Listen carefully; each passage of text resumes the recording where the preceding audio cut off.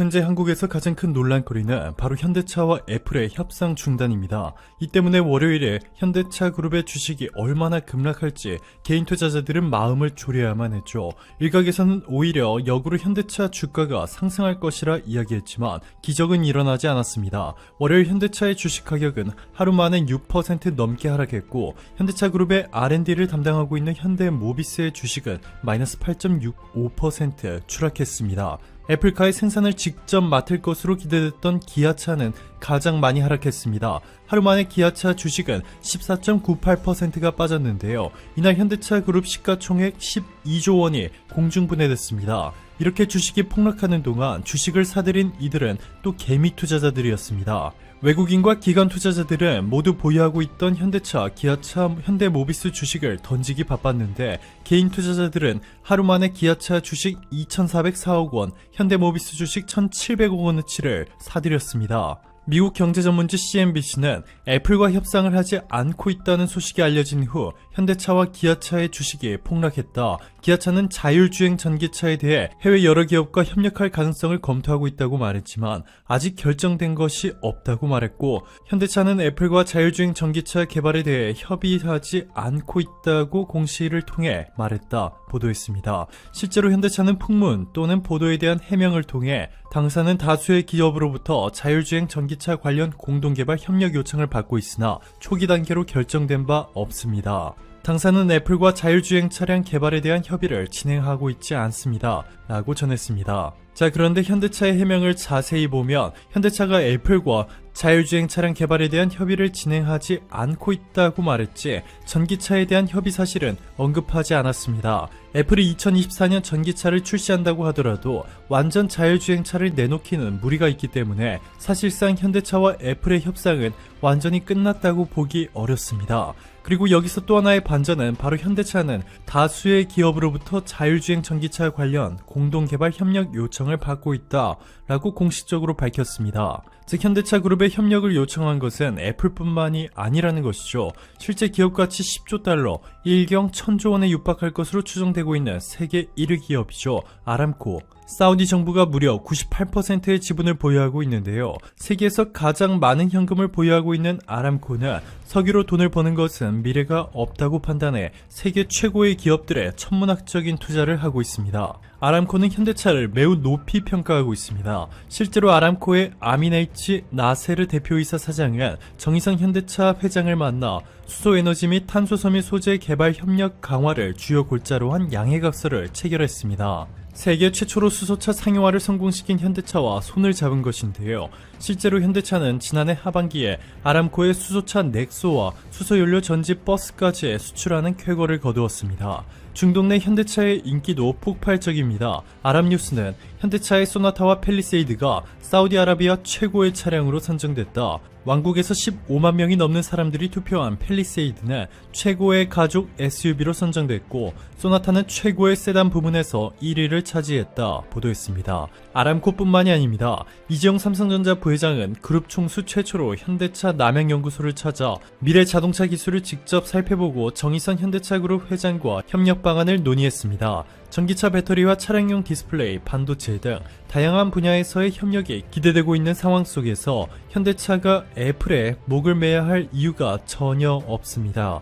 또한 일각에서는 현대차 그룹에 제시한 애플의 조건이 충격적이고 불리한 조건을 현대차가 받아들이지 않은 것이 이번 협상이 결렬된 이유라고 말하고 있습니다. 애플 소식통은 애플은 모든 타기업과 협상을 진행할 때 종료 전까지 그 어떤 내용도 공개해서는 안 된다는 NDA 비밀 유지 조항을 강조한다. 그 원칙이 깨졌다고 판단한 애플이 현대차 그룹과는 향후 협상을 더 이상 진행하지 않을 가능성이 높다 전했고, 또 다른 정보통은 기아나 현대차가 애플카 생산만 담당하는 사실상의 하도급 방식을 받아들일 리 절대 없다. 하지만 애플은 인공지능 등 소프트웨어와 고유의 운영체제 등 각종 전장 분야 고도 기술을 현대차 그룹과 쉽게 공유하려 들지 않기 때문에 양측 협상은 계속 난항을 이어온 것으로 한다 전했습니다. 즉 애플은 자신들이 보유한 전장 분야 기술을 전혀 공유하지 않은 채 현대차 그룹의 생산 시설과 제조 노하우만 빌려 전기차를 만들고 싶어하는 반면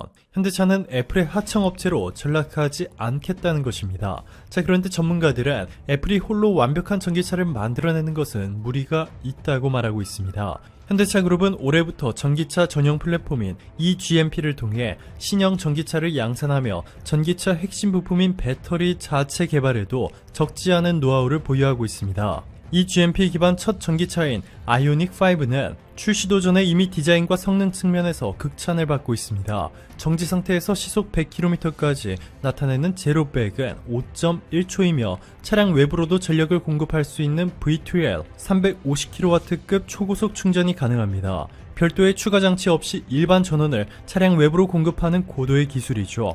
현대차 전용 초고속 충전기 아이오니티를 이용하면 18분 이내에 80%까지 충전이 가능합니다. 5분 충전으로 100km를 주행할 수 있는 셈이죠. 또한 지난해부터 제네시스 판매가 전 세계적으로 폭발적 증가를 보이면서 제네시스의 첫 전기차 JW는 전 세계인들의 이목을 집중시켰습니다. 전 세계 전문가들이 하나같이 애플과 협상이 결렬됐다고 해서 현대차가 아쉬울 게 전혀 없다 라고 말하고 있는 또 한 가지 이유는 바로 현대차가 글로벌 최고 수준의 제조 능력을 보유하고 있기 때문입니다. 세계 최고의 로봇 공학 회사 보스턴 다이내믹스, 로봇들의 너무나 자연스러운 움직임을 보유하며 새로운 로봇을 출시할 때마다 전 세계 수십억 명의 초미의 관심을 받고 있는데요. 다른 로봇 회사들과는 차원이 다른 기술력 때문에 영상을 올리기만 하면 최대 9천만 뷰를 넘어서고 있는 보스턴 다이내믹스. 실제로 지난 수년 동안 일본의 토요타와 미국의 아마존닷컴 등 수많은 글로벌 회사들이 보스턴 다이내믹스를 탐냈지만 돈만 있다고 해서 살 수 있는 회사가 아닙니다. 지난해 말 보스턴 다이내믹스는 인수기업의 제조 능력과 미래 비전 등을 종합적으로 평가해 직접 누구에게 팔지 결정했는데 그 기업이 바로 한국의 현대차였습니다. 현대차 관계자는 최고 수준의 기술 스타트업은 돈만 내면 인수하는 게 아니다. 이들이 제조 능력을 갖춘 현대차를 선택한 측면도 있다 전했고, 미 항공우주국 최고위직에서 현대차 도심항공모빌리티 사업부장으로 자리를 옮긴 신재원 현대차 사장은 현대차의 뛰어난 대규모 제조 능력을 감안하며 UAM 시장의 선도자가 될 가능성이 높다 전했습니다.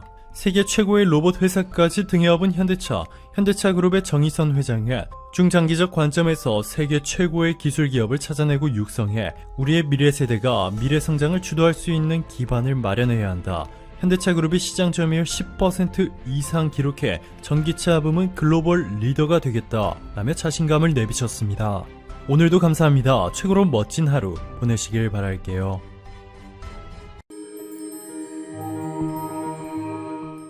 베트남, 최근 들어 말도 많고 탈도 많은 지역 중 하나죠.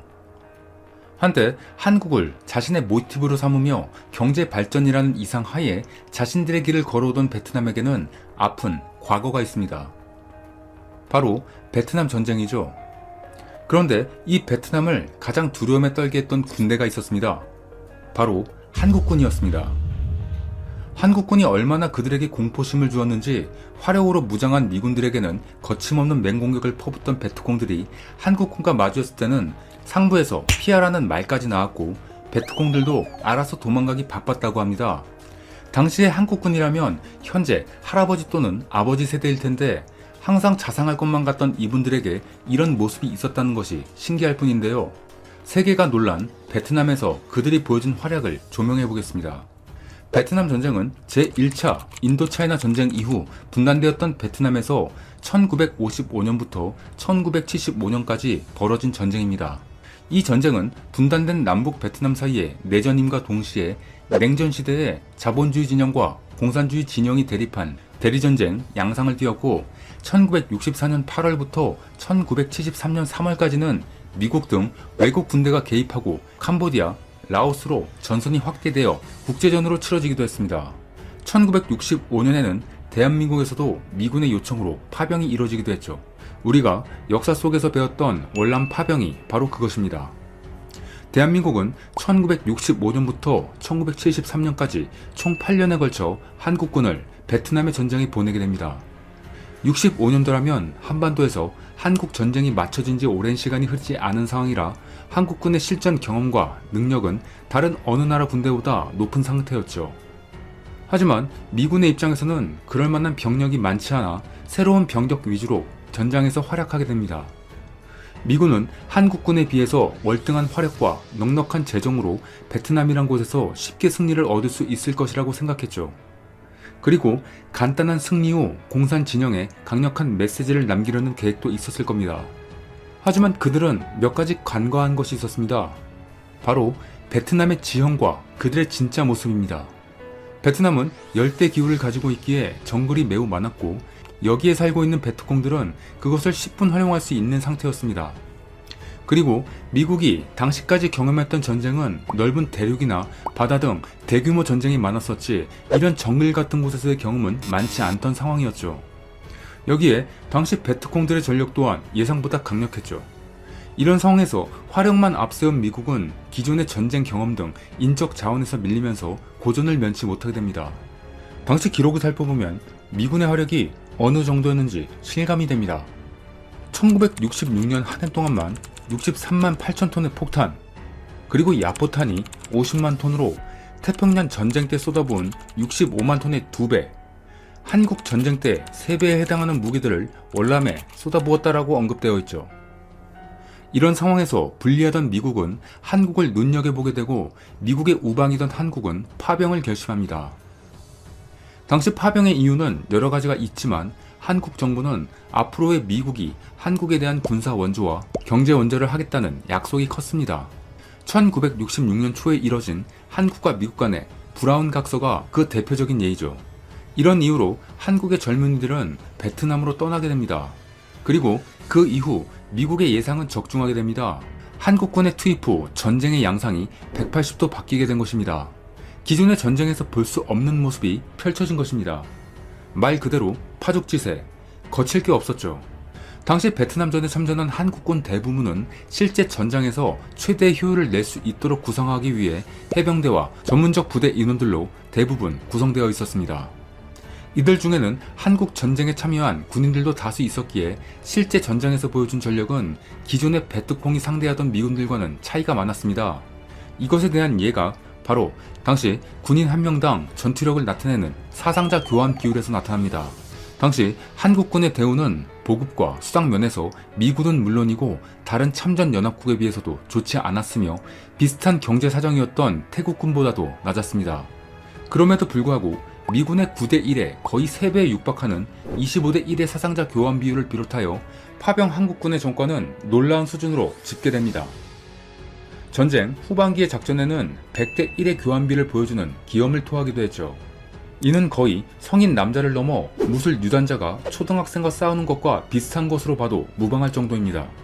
당시 베트남이 주로 했던 전술 중 가장 유명한 전술이 바로 땅굴에 매복해 있다가 갑자기 나타나서 공격을 하거나 함정을 만들어 놓고 유인해 공격하는 것들이었죠. 이런 전술은 당시 미군들에게는 매우 지옥 같은 공격이었습니다.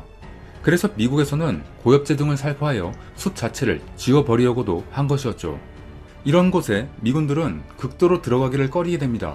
언제 어디서 베트콩들이 그들을 공격할지도 모르고 포로로 잡히게 되면 더 많은 고통이 있을 것을 알았기 때문입니다. 하지만 이런 전술에 능한 군이 바로 한국군이었습니다. 한국군은 매복이라는 것에 거리낌이 없었고 오히려 베트콩들에게 이것을 실전으로 보여줍니다. 특히 밤을 이용하여 몰래 베트콩들이 지나다닐 만한 공간을 선점하고 같은 방법으로 그들을 공격하여 많은 성과를 내게 됩니다. 미군들이 봤을 때 한국군은 자신들을 대신해 위험한 곳에도 뛰어드는 용감하면서 해결까지 해주는 고마운 존재가 되어갑니다. 반대로 베트콩들에게는 공포 그 자체가 되어버렸죠. 당시 베트콩들의 말에 따르면 자신들도 이런 작전이 위협적인 것을 알았지만 본인들이 당하게 된다면 이 정도로 대처하기 힘들 줄 몰랐다고 했습니다. 또한 한국군은 동료에도 투철하여 전투 상황에서 동료가 공격당하게 되면 전투력이 몇 배는 상승하는 모습을 보여주었다고 합니다. 사실 이런 모습이 전장에서 이성적인 판단을 흐리게 할 수도 있습니다만 당시 전투에서 이미 경험이 많은 한국군들에게 이러한 전후에는 상대방에게 몇 배 강한 공격을 동반한 복수로 이어집니다. 그리고 이는 베트콩들에게 더욱 잔인한 방법으로 되돌아가게 되죠. 그냥 공격이 아닌 적을 매달고 다니거나 주둔지 근처에 적을 모아놓아 상대방에게 경고의 메시지를 보내기도 했다고 합니다. 같은 아군인 미군과 다른 나라 군들도 한국군이 잘 싸우는 모습은 인정하면서도 이런 잔인성에 두려워했다고 하죠. 그러다 보니 베트콩들은 한국군에게 공격을 할 것이면 전멸을 시키거나 아니면 슬슬 피해야 한다는 인식이 퍼지게 됩니다. 이런 이유로 미군들과 같은 아군들은 한국군과 함께 주둔한다면 안전하다는 생각에 매우 고마워했다고도 하죠. 하지만 한국군이 이렇게 잔인하며 단순히 강해서 그 수많은 전과를 올릴 수 있던 것은 아니었습니다. 사실 잔인한 것은 베트콩들에게 공포심을 보여주기 위한 행동 중 하나였다고 하죠. 강하게 기를 눌러서 더욱 움츠러들게 하려는 한국군의 생각이 들어가 있는 행동이었습니다. 다 생각이 있던 것이었죠. 중요한 것은 전장에서 한국군이 보여준 다양한 전술이었으며 이는 미군들의 귀감이 되며 존경을 받을 정도로 뛰어났다고 합니다. 당시 미군 군사 관련자에 따르면 미군은 공격을 받으면 상황을 파악하기 위해 뒷선으로 빠졌다가 해당 지점을 대포로 공격한 후 진격하는 스타일이라 빠르게 치고 빠지는 베트콩들에게는 그리 위협이 되지 않았다고 합니다. 하지만 한국군은 공격을 받을 경우 뒤로 빠지지 않고 적의 위치를 파악하여 옆으로 빠져나가 퇴로를 차단한 후 앞뒤에서 공격이 들어가는 전술을 사용했다고 합니다. 결국 베트콩들은 도망가지 못하고 사로잡히거나 전멸했다고 하죠. 또한 미군이 엄청난 물자를 투입하고도 수많은 인명피해를 내면서 수년간 점령하지 못한 베트남이 근거지에 한국의 해병대가 상황을 판단하여 전략을 짜서 침투해 단 2시간 만에 상황을 종료시켜버린 일화도 있다고 하니 한국군이 얼마나 훌륭한 전략을 구사하며 전투력이 높았는지 알게 됩니다. 당시 미군들은 이 사실을 믿지 못하며 무슨 일이 일어난 건지 어안이 벙벙했다고도 하죠. 또한 베트남 짜빈동에서의 일화도 대단했습니다. 2,400여 명의 베트콩 부대 3개 대대를 284명의 한국군 중대로 막아낸 일화로 유명하죠. 누가 봐도 상식적으로 상대가 안 되는 상황에서 보급품마저도 부족한 한국군은 영화 같은 모습을 보여줍니다. 상대방이 공격해오는 지점을 정확히 분석하여 포격 지원을 요청하는 동시에 밀고 들어오는 베트콩에게는 모든 화기를 이용하여 총 공격을 퍼붓고 백병전도 마다하지 않았습니다. 그리고 몇 시간이 넘는 전투 후 승리를 하게 되죠. 더 대단한 것은 한국군이 여기서 분이 안 풀렸는지 퇴각하는 베트콩들에게 추격하는 용맹함까지 보여줍니다. 같은 한국인이지만 이런 일이 가능한지 정말 놀랐습니다. 이는 미국 등 전 세계 언론에 보도되며 한국군의 위상을 드높여주기도 했고 여기에 참전한 한국군들은 전원 1계급 특진이라는 영광도 얻게 됩니다. 이런 한국군을 대하는 베트콩들은 당시로서는 두려움의 대상이었으며 피하지 않으면 죽을 각오로 덤벼야 하는 상대였습니다. 하지만 이는 한국군이 가진 전부가 아니었습니다.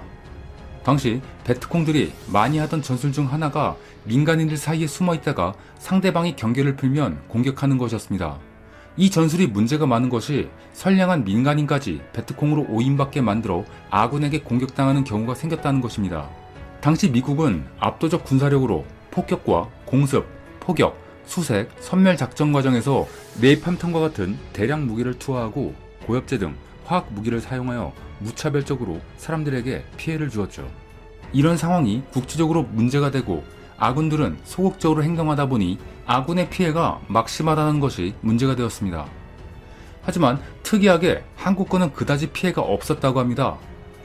이것은 한국군의 특징 중 하나인 적군에게는 강하지만 무고한 사람들에게는 친절한 것이 영향을 준 것이죠. 한국군은 전쟁 중이라도 민간인들이 어려움을 겪는 것을 그냥 지나치지 않았다고 합니다. 한국에서도 많이 하던 대민 지원을 베트남에서도 틈틈이 하던 것이었죠. 이것이 놀라운 것이 누가 시켜서 한 것이 아니라 한국군의 시선에 그들의 삶이 안타까워 보여서 도와주곤 했다는 것입니다. 아마도 한국 전쟁에서의 아픔을 잘 알고 있는 한국인들의 마음이 여기서 발휘된 것으로 보입니다. 인간으로서 기본적인 가치는 적국의 사람들에게도 같아 보였을 것으로 판단됩니다. 이런 한국군의 행동들은 베트콩들에게 더 이상 한국군들에게 특별하지 않으면 부딪히지 못하게 하는 계기가 되죠. 건들면 사납지만 그렇지 않다면 선량한 한국군이라는 이미지가 생긴 것입니다. 이상과 같이 베트남에서 한국군의 활약을 살펴봤습니다. 미국에 이어 두 번째로 많은 군인을 파병한 한국. 전쟁에 나가 무엇인가를 위해서 자신의 목숨을 바친다는 것은 결코 쉬운 일이 아닙니다. 자신의 목숨을 바쳐서 지킬 만한 가치가 있는 무언가가 있어야 합니다.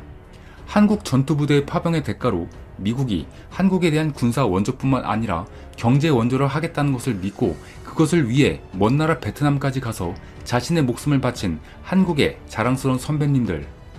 이제는 시간이 흘러 점점 잊혀져 가고 있지만 그들의 정신은 아직도 현재를 살아가는 우리의 머리와 가슴 속에 흐르고 있으며 한국을 지키는 그들의 아들이자 손자인 많은 장병들에게 귀감이 되고 있습니다.